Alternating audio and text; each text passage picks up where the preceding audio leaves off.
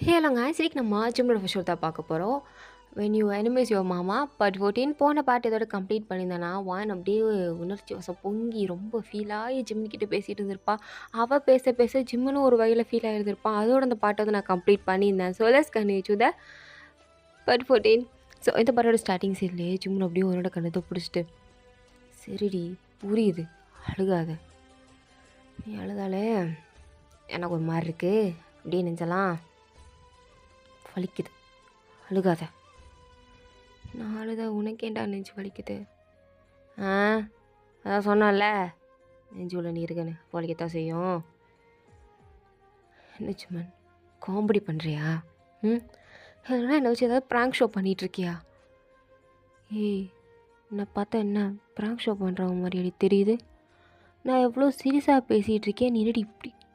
என்னை பார்த்தா உனக்கு நல்லா வாழை வருதுடி, எனக்கு என்ன சொல்லனே தெரியல தெரியுமா? அப்படியே உன்னை கழுத்து பிடிச்சி நிறுச்சு என்ன கொன்றுவியா? முடியல, அதான் கொல்ல முடியல, வந்துட்டா பெரியவ மாதிரி. நீ போ, நீ தானே என்கிட்ட இதெல்லாம் கேட்ட.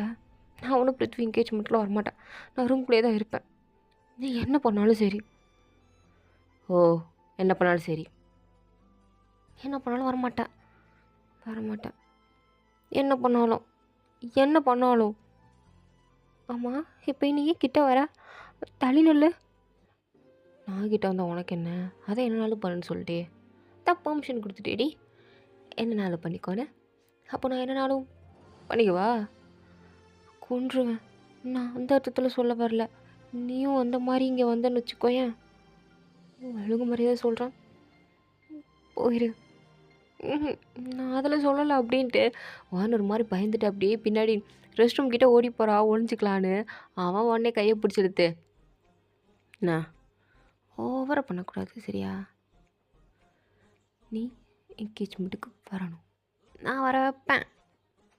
வரமாட்டேன், முடியாது, இல்லை ஏதாவது சாக்கு சொல்லி அழுது அடம் முடிச்சு ஆர்ப்பாட்டம் பண்ணுன்னு வச்சுக்கோயேன், அவ்வளோதான். நான் எந்த லெவலுக்குனாலும் போவேன் அப்படிங்கிறது உனக்கு நல்லாவே தெரியும். நான் எவ்வளோ மோசமான ஒரு பையன் அப்படிங்கிறது உனக்கு நல்லாவே தெரியும். நீ கண் கூட பார்த்துருக்க, அனுபவிச்சிருக்க. அதே மாதிரி என்னை மாற்றணும்னு நினைக்காத சரியா? நான் அந்த மாதிரி மாறினேன்னு வச்சுக்கோயேன், என்ன பண்ணுவேன்னு உனக்கே தெரியும். ஸோ ஒழுங்காக இருந்துக்கோ, புரியுதா? ஆனால் இப்போதைக்கு உன் லிப்ஸை பார்த்தா எனக்கு இன்னமும் கிஸ் பண்ணணுன்னு தோணுது. ஆனால் உன் கண்ணை பார்த்தா ஒரு மாதிரி தோணுதுடி. ரெடி பண்ணுறது மூட்டிக்கிட்டு இங்கேருந்து போயிடுறேன், அது மட்டும் முடியாது அப்படின்ட்டு. ஆமாம், அவன் பாட்டுக்கு பிடிச்சி கிஸ் பண்ணுறான். இது பார்த்தா வாயனோட ஷர்ட் பட்டெல்லாம் அம்மா கழட்டி எங்கேயோ கை விடுறான். வாயனுக்கெலாம் ரொம்ப பயமாக இருக்குது. விடு, நான் இவ்வளோ தூரம் சொல்லி நீ என்ன பண்ணிகிட்ருக்கேன்? அப்படி தாண்டி பண்ணுவேன், ஏன்னா எனக்கு நீனா பிடிக்கும். உங்ககிட்ட இப்படி பண்ணுறதும் எனக்கு ரொம்ப பிடிக்கும், புரியுதா இல்லையா? இதுக்கு மேலே புரிகிற மாதிரிலாம் உன்ட்ட விளக்குற மாதிரி விளக்கி சொல்ல முடியாது சரியா?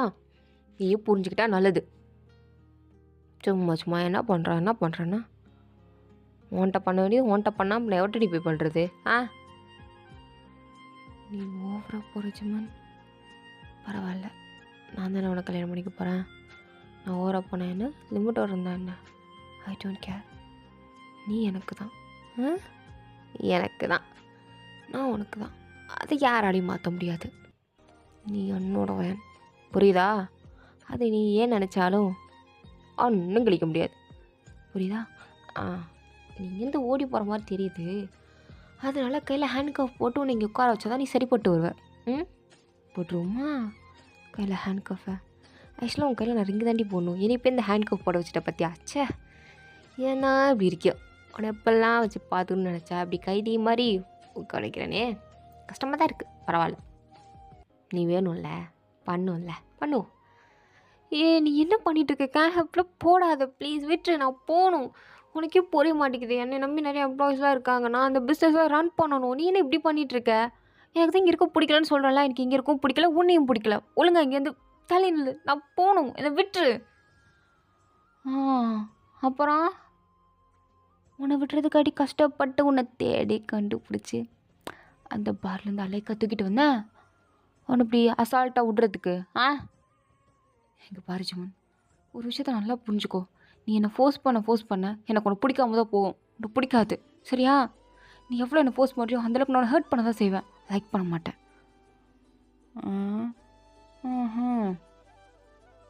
சரி, இப்போ நான் உன்னை விட்டால் மட்டும் என்னை உனக்கு பிடிக்குமா சொல்லு? நான் விடுறேன். இப்போ நான் இங்கே வந்து வெளியே போடுறேன், என்னை லவ் பண்ணுவியா? சொல்லுடி, அனுவியா மாட்டியா? முழிக்கிற நல்லா பண்ண மாட்டில்ல? வட்டாலும் பண்ண மாட்டேன், ஒரு நாளும் பண்ண மாட்டேன்னா என்னடி பண்ண சொல்கிறேன்? நீ பார்த்தா நான் பைத்தியக்கார மாதிரி இருக்கா? ஒழுங்கா மூட்டை இங்கேயே கடை அப்படின்ட்டு அவனை அங்கேயே விட்டுட்டு போயிட்டான். அவனுமே டீ உனக்கு இருக்கடா அப்படின்ற மாதிரி தான் பார்த்துட்ருக்கா. அவனால் ஹேண்ட் கஃப் போட்டு வாங்கி தப்பிக்காத மாதிரி வச்சுட்டு போயிட்டான். இங்கே ஜியா தான் ஒரு மாதிரி கஷ்டத்தில் இருக்கா. ஜிம்னே போய் சொல்கிறான், நீங்கள் பாருங்க அது சரிப்பட்டு வருவா, எல்லாத்துக்கும் டைம் எடுக்கும். ஜிமன் 3 வருஷம் ஜிமன், இந்த 3 வருஷமாக அவளுக்கு டைம் பத்தாது. இந்த 3 வருஷமாக போகாத கோவம் இந்த 3 நாளில் போயிடுமா என்ன? இந்த 3 வருஷம் நம்ம அவ கூட இல்லை, இருந்திருந்தால் போயிருக்கோம். இப்போ இந்த 3 நாள் கொஞ்சமாவது அவள் பேச ஆரம்பிச்சிருக்கா. இதுக்கு முன்னாடி அது கூட அவள் பண்ணல. இப்போ அதாவது பண்ணுறாளே, நம்ம ஜஸ்ட் அவளை பார்த்துட்டே அதுக்கு அவளும் நம்மளை பார்க்குறாளே. போக போக எல்லாம் சரியாயிரும் நம்புவோம். நம்பி தான் வாழ்க சரியா? நீங்கள் எதை நினச்சி ஒரி பண்ணிக்காதீங்க, வாயின் மாறுவா. எனக்கு அந்த நம்பிக்கை இருக்குது. ஏன் ஜிமன், நீ ஏன் தங்கச்சி இவ்வளோ நம்புகிற? ஏன்னா அவளை பற்றி எனக்கு நல்லாவே தெரியும். சும்மா ஈகோ பிடிச்சவ, அதான் ஈகோவில் கத்திகிட்டு இருக்கா. மற்றபடி ஒன்றும் இல்லை, எல்லாம் திமிரு. அந்த திமிரு குறைஞ்சதுக்கப்புறம் அது தன்னால் வலிக்கு வரும், வேறு ஒன்றும் கிடையாது. அதுக்கு திமிரு தான். அந்த திமிரை கட்டிட்டு தான் இந்த காலில் இழுத்துட்ருக்கா. அது குறைஞ்சிச்சுன்னா அவளே தன்னால் வந்துடுவா. அந்த நம்பிக்கை எனக்கு இருக்குது. சரிடா, அவள் பேச ஆரம்பிப்பா, அது ஓகே. உன்னை லவ் பண்ணுவாளா, உன்னை கல்யாணம் படிப்பாளா, அதுக்கு அக்செப்ட் பண்ணுவான்னு சொல்லி நீ எப்படி நம்புற? அதுக்கெல்லாம் எனக்கு சில டெக்னிக் இருக்குது. உன் தங்கச்சி நான் ப்ரெக்னென்ட் ஆகிட்டேன்னா அவன் என்ன தானே கல்யாணம் பண்ணிக்கணும்? என் குழந்தைய தானே சுமக்கிறா, அப்போ என்ன தானே கல்யாணம் பண்ணிக்கணும்? நிறையா வழி இருக்குமா, குறுக்கு வழி. எந்த வழியில் போயினாலும் உன் தங்கச்சி நான் கரெக்ட் பண்ணிப்பேன், அதான சொல்லி நீ ஃபீல் பண்ணாத சரியா? அப்படின்ட்டு அவள் பாட்டுக்கு சொல்லிட்டு போயிட்டான். ஜியா பார்க்குறா, அடப்பாவி, என் தங்கச்சிக்கு ஏற்ற பையன் இவன் தான்.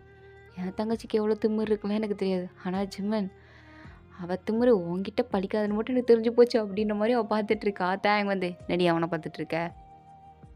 ஒன்றும் இல்லை, என் தங்கச்சிக்கு ஜிம்மன் ஏற்றவன், அதான் பார்த்துட்ருந்தேன்.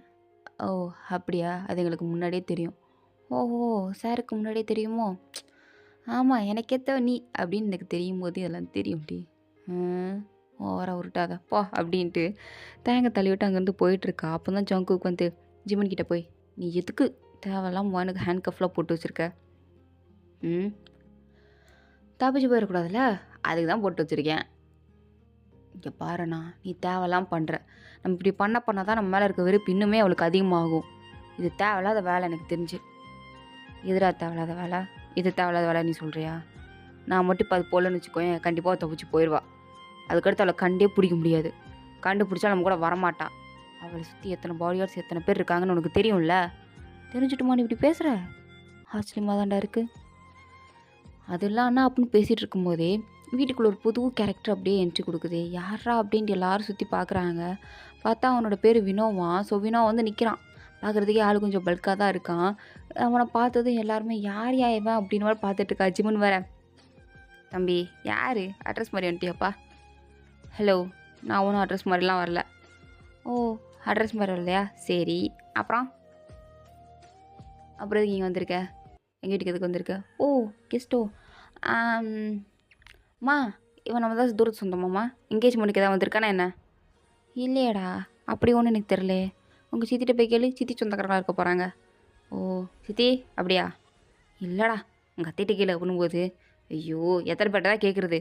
ஏப்பா, எங்கள் ஃபேமிலி ரொம்ப பெருசு, அதனால் நீ யாருன்னு எங்களுக்கு தெரில, நீயே கொஞ்சம் சொன்னால் நல்லாயிருக்கும். நானா? இப்போ சொல்கிறேன் அப்படின்ட்டு நேராக யார்கிட்ட போகிறேன்னா உன்னோட அம்மா கிட்டே போய், நான் தான் இவங்களோட மருமக அப்படின்றான். அப்படியே உன்னோட அம்மாக்கெலாம் ஷாக்கிங்காக இருக்குது.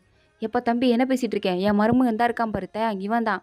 அது மட்டும் இல்லாமல் இந்த நிற்கிறாங்க பாரு, இவங்க எல்லாரும் என் மருமகன் தான். நீ என்னப்பா சொல்ல வர அப்படின்னு பார்த்துட்டு இருக்கும்போது எல்லோரும் என்ன நினச்சிட்டு இருக்காங்கன்னா, ஜிம்மனோட அப்பா தேங்கோட அப்பா வந்து ஏதாவது செகண்ட் ஒய்ஃப் வச்சு அவங்களுக்கு பிறந்த பையனா அந்த வினோ அப்படின்ற மாதிரி எல்லோரும் ஷாக்காகி பார்த்துட்டு ஜிம்மெல்லாம் தகப்பா அப்படின்ற மாதிரி பார்க்குறான். தேங்கங்க அப்பா அப்படின்னு பார்த்துட்டு இருக்கும்போது டே டேய் இல்லடா இல்லடா அப்படின்ட்டு அவனுங்க 2 பேரும் சொல்லிக்கிட்டு இருக்காங்க. இவனுங்க 2 விட்றதா இல்ல. ஏய் உண்மைய சொல்லிட்டாங்கப்பா. இல்லடா சாமி அப்படிலாம் எதுவும் இல்லடா. நாங்களுக்குள்ள செட்டப் எதுவும் இல்ல அப்படின்ட்டு எல்லாரும் சொல்லிட்டு இருக்கும்போது வினோவே புரிஞ்சுக்கிட்டு ஹலோ ஹலோ ஹலோ நீங்க நினைக்கிற மாதிரிலாம் ஒன்றும் இல்ல.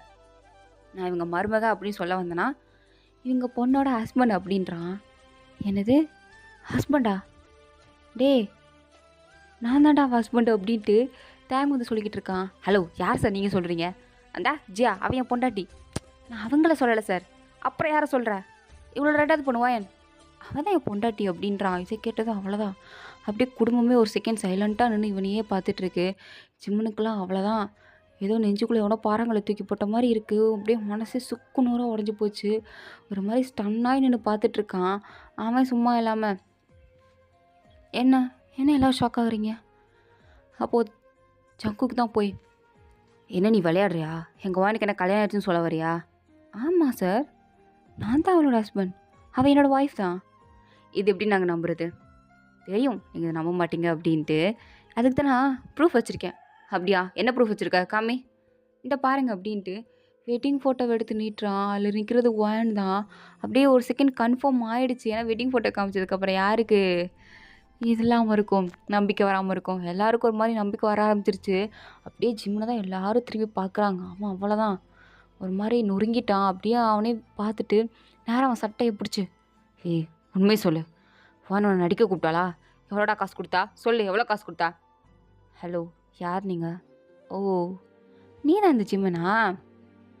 கேள்விப்பட்டிருக்கேன். என் பொண்டாட்டி உன்னை பற்றி நிறையாவே சொல்லியிருக்கா. டி இப்படி சொல்லாதடா. உன் வயலை அவள் ஓன் பொண்டாட்டியும் சொல்லாத, என்னால் ஏற்றுக்க முடியல. ஏய் என் பொண்டாட்டி என் பொண்டாட்டி சொல்லலாம் அப்படின்னா ஓன் பொண்டாட்டா சொல்ல முடியும்? ஆமாம் ஏன் பொண்டாட்டி அவன் பொண்டாட்டி இல்லை அப்படின்ட்டு 2 பேரும் மாறி மாறி சண்டை போட்டுட்டு இருக்கானுங்க. கடைசியில் ஜிம்மனோட அப்பா தான் ஜிம்மனை கூப்பிட்டு வந்து ஜிம்மன் என்ன பைத்தியக்காரத்தானே இது? அவர் என்னதான் இருந்தாலும் அவன் வீட்டு மாப்பிள்ள பா. என்ன உனக்கு பைத்தியமா? அவன்லாம் ஒன்றும் உன்னோட ஒய்ஃப்க்கு ஹஸ்பண்ட் கிடையாது. வாயினும் ஒன்றும் ஹஸ்பண்டோட ஒய்ஃப் கிடையாதுப்பா. பைத்தியம் மாதிரி பேசாதப்பா. டேய் நீ மேலே வாயமுடுறா. நீ தாண்டா ஆரம்பத்துலேருந்து பைத்தியம் மாதிரி பண்ணிக்கிட்டு இருக்க. அதெல்லாம் ஒன்றும் இல்லை. அவர் தான் ஃபோட்டோ நீட்டுறாருல, இது எப்படி பொய்யாகும்? அது மட்டும் இல்லாமல் வாய் நம்ம கூட 3 வருஷமாக இல்லை. 3 வருஷம் என்ன பண்ண நம்மளுக்கு எப்படி தெரியும்? அவளை கூப்பிட்டு விசாரிச்சா தானே தெரியும். ஜியா மாமா ஓ போய் வாயனை கூட்டு வா. சரி மாமா அப்படின்ட்டு ஜியாவும் அப்படியே நேராக போய் வாயனை கூட்டிகிட்டு வரா. வாயனுமே என்ன எது கூப்பிட்றேன்? வாடி உன்னால் பெரிய பிரச்சனை கீழே போயிட்டுருக்கு. இந்த வீட்டில் நடக்காத பிரச்சனையா? இந்த வீட்டில் என்ன பிரச்சனை நடந்தாலும் அதுக்கு நான் தான் காரணமா? ஏன் என்னையே சொல்லிக்கிட்டு இருக்கீங்க? வாயன் சண்டை போடாத. உன்னை தேடி உன் ஹஸ்பண்ட் வந்திருக்கான். வந்துட்டானா? இவன் வந்துட்டானா அப்படின்ட்டு அவள் பாட்டுக்கு இறங்கி ஓடிக்கிட்டு இருக்கா. ஜியாக்கு ஒரு செகண்ட் அப்போ உண்மைதானா அப்படின்ட்டு ஒரு மாதிரி ஷாக்காக ரூம்லேயே நின்றுட்டுருக்கா. ஆனால் வான் பாட்டு கீழே இறங்கி வந்து இவனை பார்த்ததும் அப்படியே ஓடி வந்து ஹக் பண்ணிக்கிறா. அவனும் அப்படியே அவளை சுற்றி ஒரு சுற்றுறான். ஜிம்முனுக்கு அதை பார்த்ததும் இப்போ தான் கொஞ்சம் கொஞ்சமாக புரியுது இது உண்மை தான் அப்படின்ட்டு. அப்படியே ஒரு மாதிரி நின்றுட்டுருக்கான். அவனால் ஏன் ஏன் ஏன் ஏன் இப்படி நடக்குது அப்படின்ட்டு ஏற்றுக்க முடியல. ஒரு மாதிரி அதிர்ச்சியாக இப்படியே பார்த்துட்ருக்கான். இதில் எல்லோரும் ஒரு மாதிரி ஷாக்காக தான் பார்க்குறாங்க. பட் எல்லாரோடைய ஷாக்காக மனசு உடஞ்சி சுக்குநூறாக போய் ஜிம்முன்னு தான் அப்படியே அவ்வளோ வேதனையோடு பார்த்துட்ருக்கான். ஆனால் இங்கே வாயனா அப்படியே ஹாப்பியாக அவனை பார்த்துட்டு எனக்கு தெரியும் நீ என்னை கண்டுபிடிச்சி வருவேன்னு. நான் இத்தனை நாள் இல்லைன்னு தெரிஞ்சதும் நீ எப்படியாவது என்னை கண்டுபிடிப்பான்னு நினச்சிருந்தேன். அந்த நம்பிக்கையோடு தான் நான் இங்கே இருந்தேன்.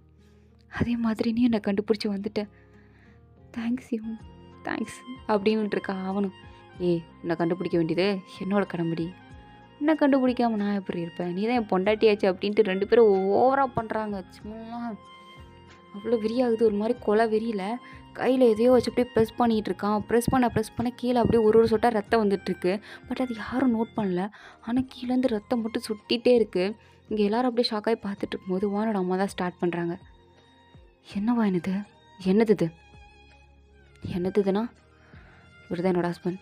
எனக்கு இவருக்கு கல்யாணம் ஆகி 1 இயர் ஆகுது. என்னடி சொல்கிற? என்கிட்ட ஒரு வார்த்தை கூட சொல்ல. நான் ஏன் உங்ககிட்ட சொல்லணும் அப்படின்ட்டு வாங்கி கேட்குறா. அப்படியே எல்லாருக்கும் எதுவும் பேச முடியல. அப்போது பிருத்திவியோட அப்பா தான் வந்து, அதாவது ஜிம்னோட அப்பா தான் வந்து, இந்த மாதிரி என் பையனுக்கு வந்து நாளைக்கு என்கேஜ்மெண்ட் இருக்குப்பா, நீ வாயின் கூட இங்கேருந்து மேரேஜ் வரைக்கும் இங்கே இருந்துட்டு போறியாப்பா அப்படின்னு கேட்கும்போது அவன் அப்படியே கூலா சரி அங்கிள் மேரேஜ் தானே இங்கேருந்து அட்டன் பண்ணிட்டு போகிறா அப்படின்னு சொல்லிட்டான். வாயினுமே என்ன இவனு சொல்லிட்டு இருக்க? நம்ம இங்கேருந்து போகணும், நம்ம இங்கெல்லாம் இருக்கக்கூடாது, இங்கெல்லாம் இருக்க வேண்டாம், இவங்களாம் ரொம்ப மோசமானவங்க, நான் உங்ககிட்ட சொல்லியிருக்கேன்ல. வாயன் எத்தனை நாள் நீ சண்டையை வளர்த்துட்டே இருக்க போகிற? இல்லை எத்தனை நாள் தான் உன் மனசில் இதை வரைச்சிட்டே இருக்க போகிற?